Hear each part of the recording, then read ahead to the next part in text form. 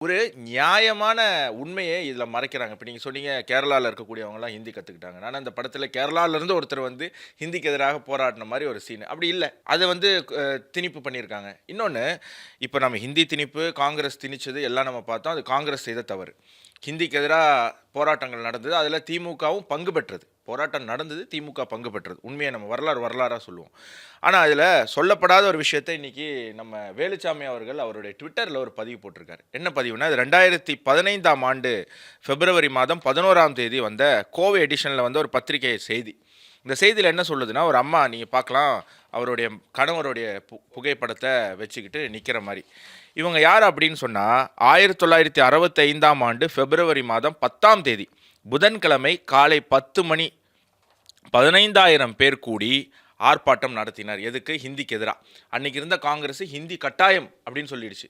ஹிந்தி கட்டாயம் அப்படின்னு சொல்லிடுச்சு. அப்போ அதுக்கு எதிரா போராடி இருக்காங்க.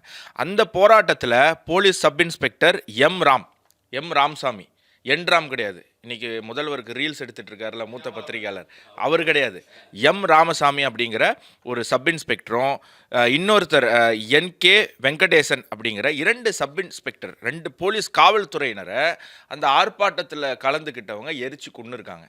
அந்த காட்சி இந்த சீனில் இல்லை. உண்மையிலே வரலாறு சொல்லியிருந்தா இவங்க இறந்து போன இந்த 2 பேரும் தமிழர்கள் தானே.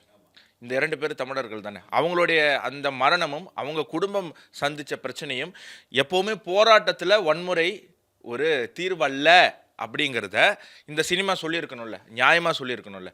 இதுதான் எனக்கு தோல்விக்கு காரணமோ அப்படின்னு எனக்கு தோணுது. ஏன்னா இறந்து போனவருக்கு ஒரு மனைவி, 2 மகன்கள், 3 மகள்கள், மொத்தம் 5லிருந்து 6 பேரை அவர் தவிக்க விட்டுட்டு அவர் இறந்து போயிட்டார். இதற்கு காரணம் அன்னைக்கு அப்போ இந்த போராட்டத்தில் கலந்துக்கிட்ட திமுக தானே. ஸோ அதை நான் காட்டியிருக்கணும்லண்ணே.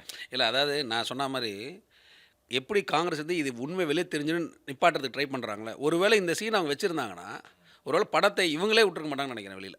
ஏன்னா சரி, எப்போவுமே திமுகவும் சரி காங்கிரஸும் சரி உண்மையை மறைப்பதில் வந்து ரொம்ப தீவிரமாக இருந்திருக்காங்க, ரொம்ப தீவிரமாக இருந்திருக்காங்க. இப்போ நீங்கள் சொல்லக்கூடிய யாரெல்லாம் தலைமை ஏற்று அந்த போராட்டத்தில் இருந்தாங்களோ அவங்க தான் இன்றைக்கி காங்கிரஸோட கூட்டணியில் இருக்காங்க. ஸோ அதனால் எந்த அளவுக்கு உண்மையை மறைச்சு மக்களை ஏமாற்றி கொண்டு போயிடலாம், அந்த மீடியாவை, சோஷியல் மீடியாவை தவறான வகையில் யூஸ் பண்ணி பண்ணலான்றது தான் கொண்டு வராங்க. எனக்கு தெரிஞ்ச வரைக்கும் நீங்கள் சொல்கிற இதெல்லாம் ரொம்ப சென்சிட்டிவான விஷயம். இது சென்சிட்டிவான விஷயம்லாம் வெளியில் வந்திருந்ததுன்னா எனக்கு தெரிஞ்சு அடுத்த நாளே கூட கவர்மெண்ட் டிசால்வ் ஆகிருக்கலாம்.